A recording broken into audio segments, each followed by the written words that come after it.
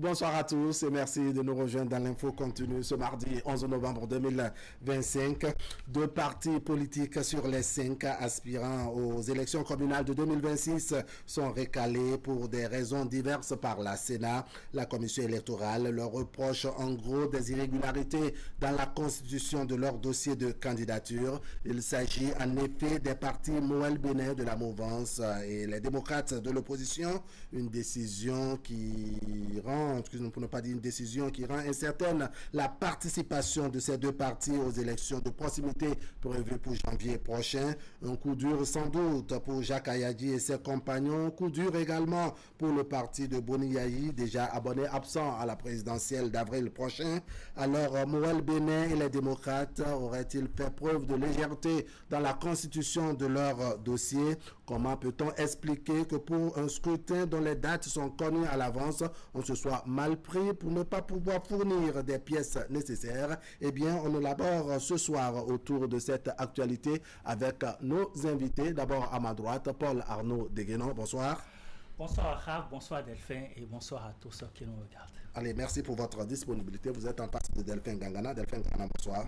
Bonsoir Wahab, bonsoir mon frère Arnaud Deguenon et bonsoir à tous les téléspectateurs. Alors, il y a la Sénat qui a rejeté hier les dossiers de deux partis, le parti Moël Bénin et le parti Les Démocrates. Comment vous avez reçu cette information? Oui, avec un pincement au cœur. Parce que quand on dit qu'un doute s'élève, il faut le lever comme ça. Et je crois l'autre l'a dit autrement sur Facebook. Je crois que c'est le président Daniel Eda qui a dit sur sa page Facebook. Dans ce qui t'arrive, il y a ce que les autres t'ont fait et il y a ce que toi-même tu as fait pour faciliter ce qui t'arrive. Il a tout dit. Parce que quoi, les élections, ce n'est pas quelque chose qui tombe du ciel. Ce n'est pas aujourd'hui qu'on sait qu'on veut aller aux élections. Parce que la révision qui a eu lieu en 2019 nous a permis de fixer désormais les dates de sorte que tous les partis politiques et tout politicien doit pouvoir savoir que tel jour, il y a élection. Et donc, si vous voulez aller aux élections, ce n'est pas se comporter comme le plus souvent, on voit des parents qui, leur enfant, ont fait CE2, CM1, passe au CM2, mais qui sait qu'il n'a pas date de naissance, mais qui sait que sans date de naissance, il ne peut pas aller au CEP, mais qui attend jusqu'au dernier jour du dépôt des dossiers. C'est en ce moment qu'il commence par courir vers les arrondissements pour chercher date de naissance. Je dis, non, il ne faut pas qu'on continue à se comporter ici, parce que l'article 41 du Code a été clair. Les pièces qu'il faut déposer sont connues par tous les politiciens de ce pays. Et donc, ce n'est pas la dernière minute qu'il faut s'armer, qu'il faut s'organiser, parce que aller à une compétition, c'est qu'il faut avoir une stratégie. Il faut, parce que vous savez que vous voulez aller à un combat. Ce n'est pas le jour que l'ennemi débarque chez vous que vous allez former vos soldats, ou bien ce n'est pas ce jour-là que vous allez vous armer, c'est que vous devrez tout être prêt pour pouvoir compétir. Mais qu'est-ce qui s'est passé pour qu'on en arrive? On va décortiquer tout cela. Alors, Paul Arnaud Deguenon, comment vous avez reçu cette information où on sait qu'au départ, 5 partis politiques ont exprimé leur désir de participer à cette élection, à cette élection communale de 2026, mais à l'arrivée, au niveau de la Sénat, en tout cas, pour défaut de pièces nécessaires, la Sénat a rejeté 2, notamment Moël Bénin et les démocrates. Et je me rappelais que, toujours face à Delphin, on en avait discuté il y a quelques temps, lorsque la Sénat avait publié la liste provisoire, et on espérait vraiment que tous les 5 vont être retenus. Malheureusement, il n'y a que 3. Et c'est dommage parce que LD, bon, on pourrait peut-être imaginer peut-être des scénarios comme ça, mais Moël Bénin, franchement, ça fait un peu mal. Ça fait un peu mal parce que ce serait la deuxième fois, si je ne me trompe, la deuxième fois en termes d'élection municipale que le parti n'arrive pas à participer. Et quand on entend également les raisons évoquées par la Sénat et puis je veux dire les mots du président qui dit bon que la Sénat a fait, bon c'est nous. Bon, je trouve ça trop léger, franchement, pour ce parti qui se veut être un parti sérieux, bien régenté, bien organisé, en arriver à ne pas pouvoir participer, puisque les présidentielles sont passées. Bon, on attend encore les législatives. Donc moi j'ai un peu peur pour ce parti que finalement, elle ne puisse participer à aucune élection parce que rien ne nous dit que même pour les législatives, les cas ne soient pas cuits pour ce parti. D'accord, alors on va commencer par le parti de la mouvance Moël Bénin qui, selon la Sénat, était bel et bien au sein de l'institution, dans l'enceinte de l'institution, mais n'a pas pu fournir toutes les preuves, n'a pas pu finir les arrangements qu'il faut. Et résultat des courses, c'est que bon, Moël Bénin fait partie des 2 partis qui ont été rejetés pour défaut de pièces. C'est la preuve qu'il n'y a pas de facilité, c'est la preuve qu'il n'y a pas de sentimentalisme et que si vous n'êtes pas à jour, c'est qu'on vous applique la loi parce que si Moël Bénin se trouve être un parti de la mouvance mais qui arrive à être hors jeu simplement à cause de manque de pièces ou de pièces pas à jour, ça veut dire qu'il n'y a pas de favoritisme. Mais comment Moël Bénin en est arrivé à ce niveau, nous ne sommes pas de Moël Bénin pour pouvoir savoir, mais seulement on a constaté que Moël Bénin n'a pas pu pouvoir satisfaire à l'exigence pour participer.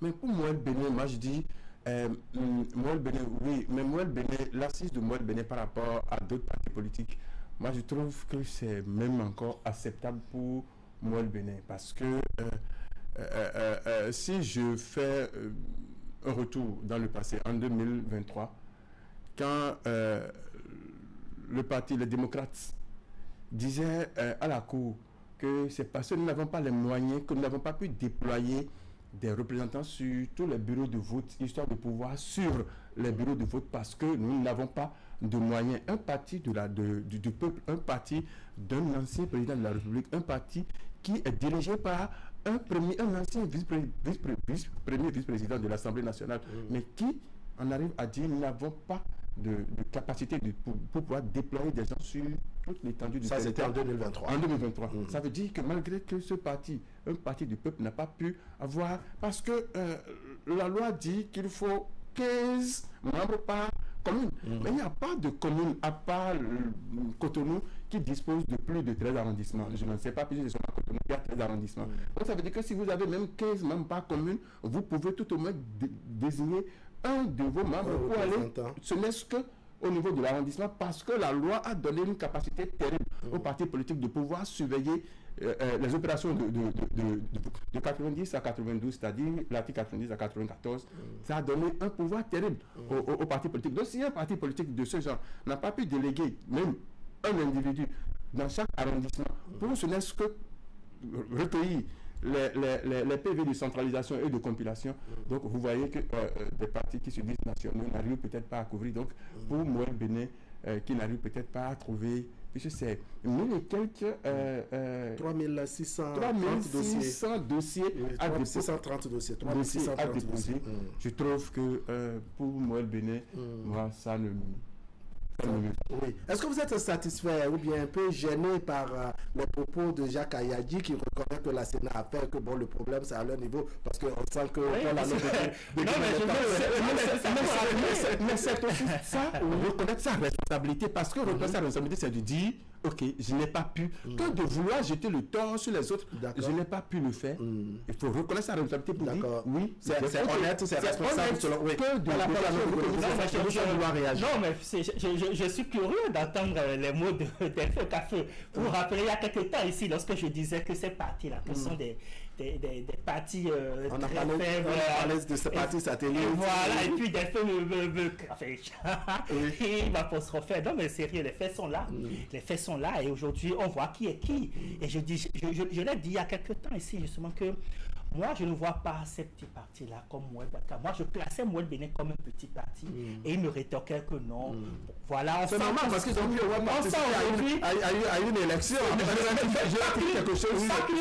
C'est par rapport au FCB. Oui, le FCB n'était pas un parti. Je lui disais ici, c'est pas à nous de dire qui est parti, qui n'est pas parti, mais qui est parti de Bouson, qui n'est pas parti de Bouson.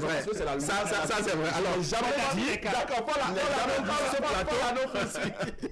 Arnaud, allez-y. Mais dans tous les cas, on se met à l'évidence aujourd'hui que malheureusement, Moël Bénin, avec tous les cadres, vous vous rappelez à la création, il y avait quand même beaucoup de cadres, beaucoup de jeunes très engagés qui étaient membres de ce parti. Et malheureusement, ce sont les mêmes erreurs que le parti est reconduit jusque-là. Vous vous rappelez qu'en 2019, lors des élections législatives, c'était un problème de doublon avec le parti PRD. Avec le PRD. En 2020, le parti n'a pas pu être aligné. On a eu plus ou moins les mêmes erreurs, mais c'est vrai que c'était dans une moindre mesure parce que le parti était allé aux élections en 2023, mais n'a pas eu beaucoup de voix et puis a été frappé par les mais il n'avait eu que 2, quelques pourcents, 2% environ. Donc personnellement, moi je suis un peu triste pour ce parti, surtout pour le président, parce que c'est quelqu'un que j'avais eu du plaisir à suivre au moment où il fléchait beaucoup le régime de Boni Yayi. C'est quelqu'un qui avait vraiment la vibe, qui était vraiment très fouguant et puis avait vraiment des mots qui me plaisaient beaucoup dans le temps. Et aujourd'hui, quand il a formé donc son parti, Moued Bénin, j'étais très admiratif. J'avais même eu envie de rentrer. Vraiment, j'étais très admiratif de ce parti. Non, sérieux. Et puis, erreur sur erreur. Finalement, on a l'impression que, en fait, devant, c'est très beau, mais à l'intérieur... Mais est-ce que c'est erreur sur erreur? Ou bien il faut qualifier ça de difficulté sur difficulté? Comment vous voyez ça pour le parti Moued Bénin, même si le président reconnaît que vraiment il y a une part de responsabilité dans, je dirais, dans la constitution des dossiers relevant, je dirais, de son parti? Je sais pas jusqu'où Arnaud Diguenon aller ou quelle est son laissez Arnaud aller là où il veut. Quel est son rapport avec Moued Bénin? Non, vous allez là où vous voulez. Mais oui, revenons autour de... Non, pour ce que Jacques Ayadi a dit, ou les difficultés que certains vont peut-être constater chez Jacques Ayadi.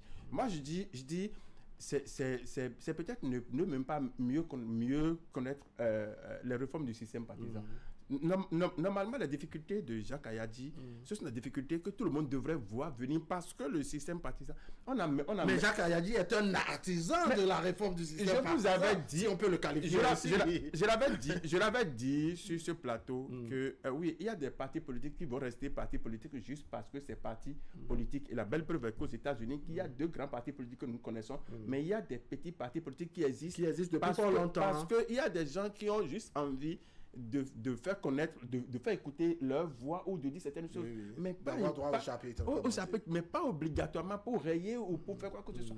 Donc du coup, parce que l'objectif de la réforme, ce n'est plus d'avoir des partis. Il dit parti de Jacques Ayadi. Non, on ne veut plus entendre des partis de telle personne. Non. Oui, non, en fait, le qualificatif est utilisé pour dire Jacques Ayadi président.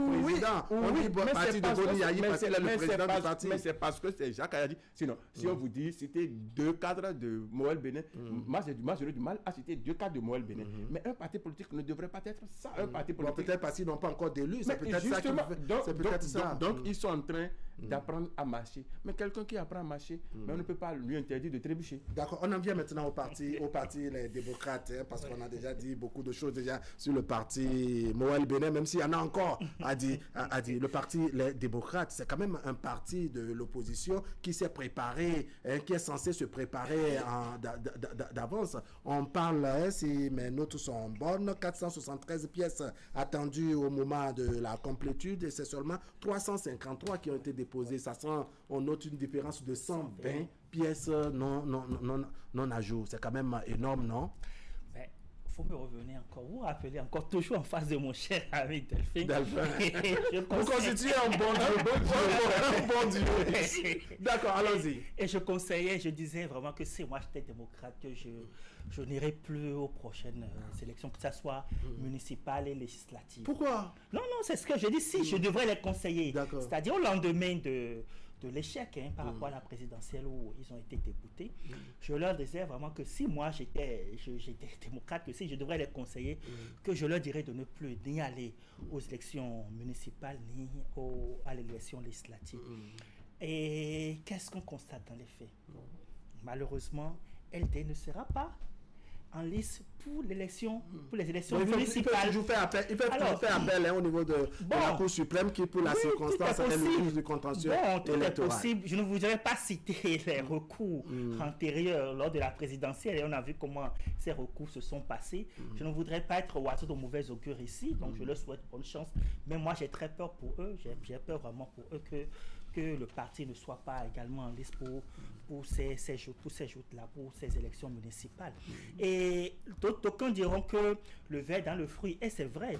C'est parce que les mêmes reproches que nous sommes en train de faire à Moël Bénin, on peut le leur faire également, parce que comment comprendre qu'un parti aussi assis que LD n'a pas pu être à jour vis-à-vis des pièces administratives, ça pose un véritable problème. Maintenant, ils ont donné leur raison, puisqu'on a vu, ils ont fait une déclaration de presse aujourd'hui. Oui, on a entendu, je crois, comment dire, l'honorable Habib Ouroukoubou, j'allais dire qu'il y a de la 8e circonscription électorale. À part ça, il y a aussi d'autres communiqués. Oui. Voilà, donc ils ont annoncé vraiment qu'ils vont saisir les juridictions et même qu'ils appellent à un audit de la Sénat, parce qu'ils estiment que, par exemple, par rapport au FCBE, on a fait beaucoup de faveurs au parti FCBE. Si on s'en tient à ce que disent ce que disent les démocrates. Oui, ce que disent les démocrates. C'est-à-dire qu'ils ont fait des faveurs au parti FCBE, contrairement à eux, et qu'on a tenu suffisamment à rigueur à eux, contrairement aux autres partis. Bon, c'est leur avis.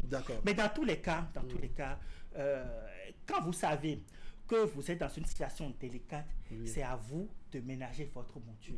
Et malheureusement, je sens que le parti n'a pas vraiment su se préparer par rapport aux enjeux, par rapport aux difficultés, par rapport aux obstacles qui étaient devant lui. Et malheureusement, le parti... Est-ce qu'on doit dire que pour les élections communales aussi, il y a eu un réveil tardif au niveau du parti Les Démocrates, parce que 120 pièces non à jour, ça pose problème. On dirait que le réveil tardif, c'est inné à nous, quoi. C'est que nous l'avons éternellement, quoi. Parce que non, il faut qu'on arrive à se dire la vérité. Il faut qu'on dise réellement la vérité à ce peuple. Parce que moi, j'ai l'impression que nous vivons dans une médiocrité ou dans une complaisance ou dans une complaisance, parce que les pièces affournies sont connues. Il y a des pièces connues à l'avance. Connues à l'avance, parce que le code électoral, ça c'est la loi que tous les politiciens connaissent même. Et non seulement ça, le code a été révisé en 2024. Et l'article 41 est clair, c'est une seule page. Donc tous les politiciens ont ça. Et les pièces à déposer sont connues. C'est pas beaucoup. Je vais vous lire juste quelques, c'est à peine 4. À part la quittance, on dit un certificat de nationalité. Le certificat de nationalité se prend une seule fois. On n'a pas dit le nouveau format ou l'ancien format. Si vous avez votre certificat de nationalité, c'est que vous l'avez. Oui, autre chose. Alors, on a dit un bulletin de casier judiciaire. C'est vrai que casier judiciaire, on a dit datant de moins de 3 mois. Ça veut dire que si vous avez votre casier judiciaire, même fin octobre, fin août, vous pouvez l'utiliser. Octobre, novembre, vous pouvez l'utiliser. Donc, ce n'est pas la dernière minute que les gens vont se mettre à chercher casier judiciaire. On a dit acte de naissance. On a dit certificat de résidence. Aujourd'hui, on a même reformé le truc de sorte à ce que le certificat de résidence peut être pris en 5 minutes. C'est votre délégué, vous allez chez votre délégué. En 5 minutes, vous avez votre certificat de résidence et qui a une validité d'1 an. Donc, ce n'est pas aujourd'hui qu'on va se mettre à chercher certificat de résidence. L'autre pièce, si cette pièce manquait, on peut dire, ok, l'administration n'a pas fait son travail. Et que là encore, ceux qui sont peut-être un peu comme nous, vont dire non, nul ne peut se prévaloir de sa propre turpitude. Parce que le quitus fiscal 7, on a dit des 3 dernières années précédant la date du dépôt de candidature. Ça veut dire que ce n'est pas l'impôt que vous allez payer cette année. C'est l'impôt que vous allez payer jusqu'à la fin de l'année 2024. Donc, normalement, si les gens nous suivaient et voulaient vraiment faire le travail, c'est peut-être dire nous ne peut se prévaloir de sa propre turpitude. Alors, donc, on dit qu'il y a eu de légèreté à un niveau donné. Justement, par rapport aux pièces, et notamment par rapport au quitus fiscal, il faut savoir que vous ne pouvez pas vous lever et aller chercher ça. C'est l'administration qui décide. C'est-à-dire que c'est à l'approche du calendrier électoral que l'administration dit, bon voilà, c'est à pas de tel moment que vous pouvez venir rechercher vos pièces. Donc, c'est l'administration qui lance la délivrance, qui lance le processus, vous voyez. Donc là, on ne peut pas dire, bon voilà. C'est ce qui relève du quitus fiscal, exactement. ça. Oui. Par contre, les autres pièces, comme tel qu'il a dit, bon voilà, vous pouvez, sachant que au niveau même de casier judiciaire, moi j'ai déjà fait des demandes qui ont fait plus de 3 mois. Vous voyez. Donc il peut y arriver de ces cas-là. D'accord. Il peut y arriver de ces cas. Et d'ailleurs, ce sont ces cas justement que le parti LD a cité dans cette déclaration. Mais tout compte fait, moi, je pense qu'il y a un véritable problème au niveau de nos partis parce que comment comprendre... Quelle marque de problème? Problème d'organisation, de préparation. Qu'est-ce que vous mettez comment comprendre que les partis de la mouvance UP et DR n'ont jamais de ces problèmes-là? En tout cas, je n'en ai pas entendu. Depuis l'organisation des élections, ces partis n'ont jamais eu ce genre de problème. Comment font-ils pour ne jamais avoir de ces problèmes-là? Et que souvent, ce sont les petits partis dont il a dit tout à l'heure et le parti de l'opposition qui ont généralement de ces problèmes. Parce qu'on se demande pour un certificat de nationalité, est-ce qu'on va te demander une case à remplir pour préciser est-ce que tu es de l'opposition ou de la mouvance? Je ne pense pas que c'est ça. C'est les faits. Je constate. Oui, nous constatons tous. Nous constatons tous que souvent les partis de la mouvance n'ont pas ce problème-là. Donc il vaut mieux peut-être demander aux autres partis d'aller à leur école. De faire preuve d'humilité. Chercher à savoir quel est leur secret. C'est ça. Parce que sinon, moi, j'ai du mal à m'expliquer, à justifier comment cela se fait que ce sont les autres partis qui ont toujours de ces problèmes administratifs. D'accord. Alors, la rengaine que vous soulignez tout à l'heure, c'est-à-dire ces plaintes où chaque fois au niveau de l'opposition, notamment le parti, les démocrates, on veut voir le mal venir d'ailleurs. On a plusieurs fois entendu ça, c'est-à-dire qu'on a parfois de difficultés à reconnaître qu'à l'interne, au niveau de l'organisation du parti, il y a un problème. On estime que c'est au niveau des autres institutions. Quand on écoute l'honorable Ouroukoubou, n'est-ce pas, qui est intervenu chez un de nos confrères de la place, c'est que bon, au niveau de l'administration, on leur a mis un peu des bâtons dans les roues pour ne pas dire qu'ils ont eu des difficultés, notamment au niveau du quitus fiscal, par exemple.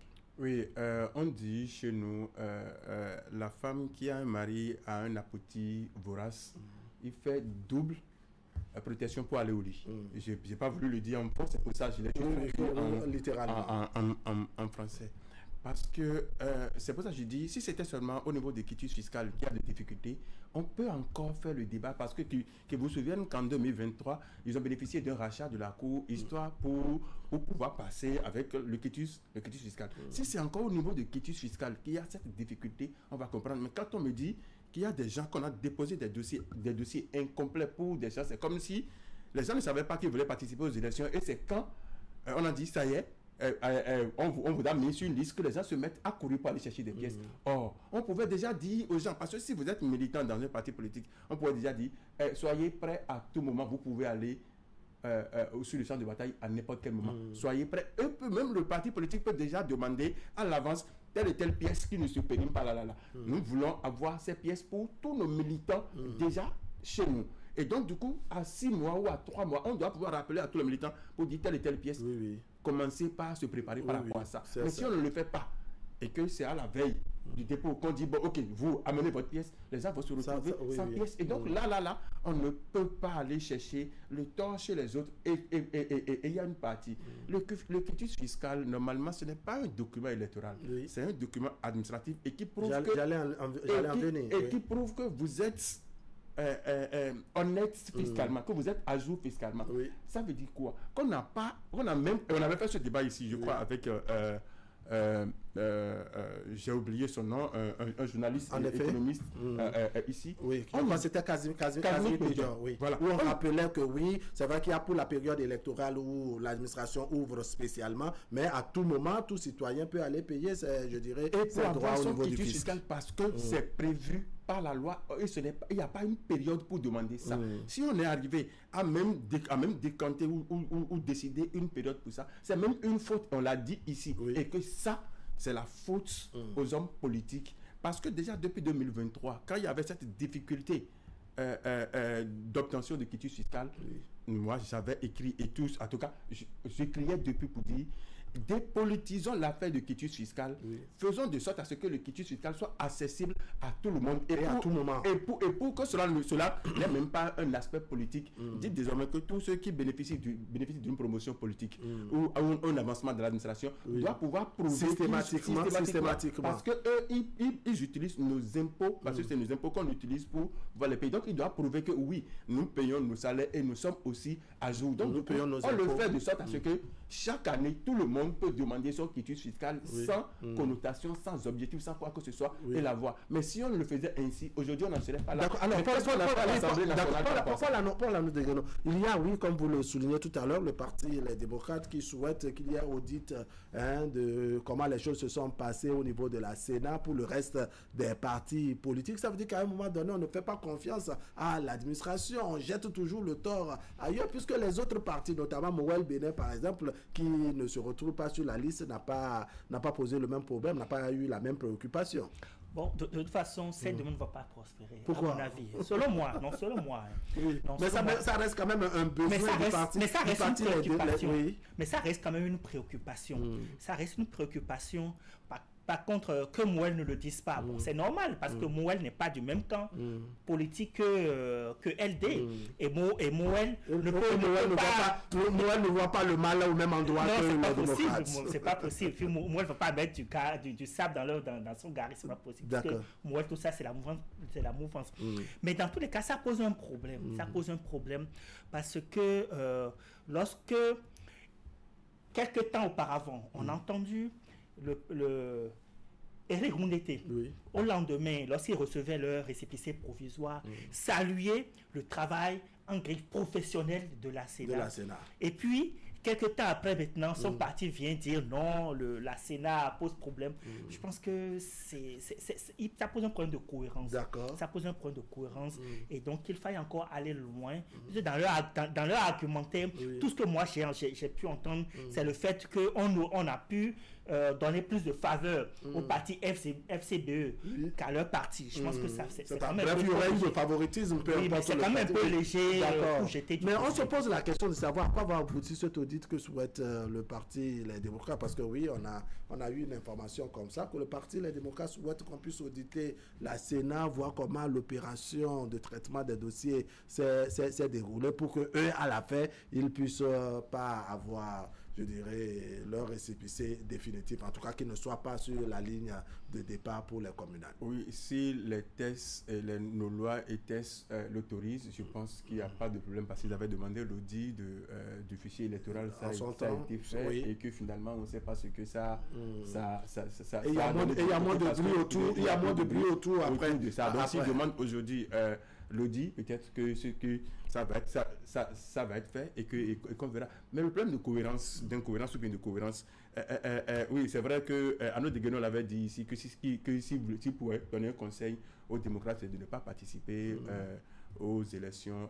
communales. Et si moi je dois donner un conseil aujourd'hui aux démocrates et aux partis de l'opposition, c'est de dire aux démocrates de ne même pas chercher à entrer en accord parlementaire avec les autres. Parce que s'ils s'ils entraient en accord parlementaire et que leur dossier passait, c'est comme s'ils étaient incapables, vraiment médiocres, et qu'ils ne pouvaient rien faire, que c'est grâce aux autres qui sont passés. Donc du coup, leur incapacité, leur médiocrité sera mise à nu. Donc il faut qu'ils assument leur responsabilité. Et maintenant, aux partis de la mouvance, s'ils font accord avec les démocrates et que finalement le dossier des démocrates passait, ça veut dire qu'ils donneront raison à ceux qui sont en train de dire que ce sont les partis de la mouvance qui mettent les bâtons dans les roues pour les autres, et donc du coup l'accusation sera désormais fondée. Donc du coup que chacun reste dans son camp et qu'ils aillent jusqu'à la fin, parce que un peu comme Arnaud Deguenon, je me rappelle de ce que l'honorable Sodino avait dit. Concentrons-nous sur les élections législatives. Il a laissé les élections présidentielles communales, il est allé sur les élections législatives. C'était comme si il savait que Encore qu'on attend de voir ce que les élections législatives, la préparation donnera, n'est-ce pas, au niveau de ce parti de l'opposition, je dirais les démocrates. On reconnaît ce qui est curieux, n'est-ce pas, Paul Arnaud de Guénon, puisque vous parlez de cohérence et d'incohérence. Ce qui est curieux, c'est que le parti, en tout cas pour ceux qui ont fait les déclarations et qui sont vraiment du parti, reconnaissent effectivement que les 120 dossiers n'étaient pas à jour, n'étaient pas en règle pour être fournis à la Sénat. Mais il y a qu'on veut toujours qu'on audite, on veut toujours mettre le temps ailleurs. Ce n'est pas la Sénat qui vous fournit les pièces, c'est vous-même qui devrez fournir cela, non? Tout à fait. Il dénonce une certaine lenteur administrative qui peut plus ou moins vérifier. Bon, tout est possible. D'accord. Tout est possible. Mais dans tous les cas, je pense qu'ils nous apporteront les vraies preuves parce que ces arguments me paraissent quand même assez légers. Assez légers. Après, nous sommes en politique, c'est vrai. Nous sommes sur un terrain politique et tout est possible. On ne peut pas le nier, mais ça me paraît quand même assez léger. Ils auraient vraiment pu anticiper, sachant qu'ils devraient prendre le son un peu de ce qui leur est arrivé au cours de la présidentielle. Donc, ils devraient tirer le son et être mieux armés pour les communales, malheureusement. Alors, le parti Les Démocrates est né en décembre 2020, si j'ai bonne mémoire. Nous sommes en 2025 et depuis, après cette création, ils ont déjà pris contact de ce qu'on aura les élections générales, n'est-ce pas, en 2026. Donc, les dates sont connues. Comment on arrive à se mettre, je dirais, on a de difficultés à faire le mouvement d'ensemble pour obtenir les résultats qu'il faut? Bon, alors déjà une chose, il faut savoir que le Béninois, malheureusement, le Béninois, quand il s'unit, il n'arrive pas à faire quelque chose de pire. Généralement, le Béninois est très bien à se mettre ensemble quand il s'agit de détruire. Généralement, c'est oui, généralement. Et donc, quand vous voyez... C'est quand même douloureux. Malheureusement, non. Malheureusement, c'est un constat. C'est un constat général. Généralement, quand les Béninois s'unissent, vous allez voir que bon, souvent, ils sont en planifier quelque chose pour aller faire malheureusement tout détruire. Malheureusement. Malheureusement. Et donc, quand vous voyez le parti, on sent qu'on le voit, on sent un vrai problème d'organisation. On sent déjà que ceux qui se sont réunis, ce n'était pas dans une certaine volonté de réellement s'unir pour avoir une... Il n'y a pas un idéal. Non, pas du tout. Mais on sent beaucoup plus des projections individuelles. Et lorsque ces projections ont coincé, ben c'est la débandade. D'accord, pas tout le monde de conclusion. Peu de mots, c'est sur peu de mots. Il y a l'impréparation et l'autre chose c'est que les gens comptaient, les gens avaient passé, parce qu'on dit le bruit ne fait pas, beaucoup de bruit ne fait pas du bien et le bien ne fait pas beaucoup de bruit. Donc les gens passaient beaucoup de temps à faire des confidences, soit à courir derrière des trucs inutiles, mais qui ont perdu de vue l'essentiel. L'essentiel. Et il faut aussi dire que les événements d'octobre 2024 avaient peut-être fait croire à certains qu'il n'y aura pas élection parce que ils ont percé, ils se sont dit, si le président est allé jusqu'à ce niveau, c'est sûr qu'il y aura merci beaucoup pour l'anneau de Guénon. Merci beaucoup. Mesdames, Messieurs, ce serait tout pour aujourd'hui. Merci de nous avoir suivis. L'information continue sur Canal 3 Bénin. Tout à l'heure, à 23h, vous avez la rediffusion et demain, autour de 10h30. Allez, portez-vous bien.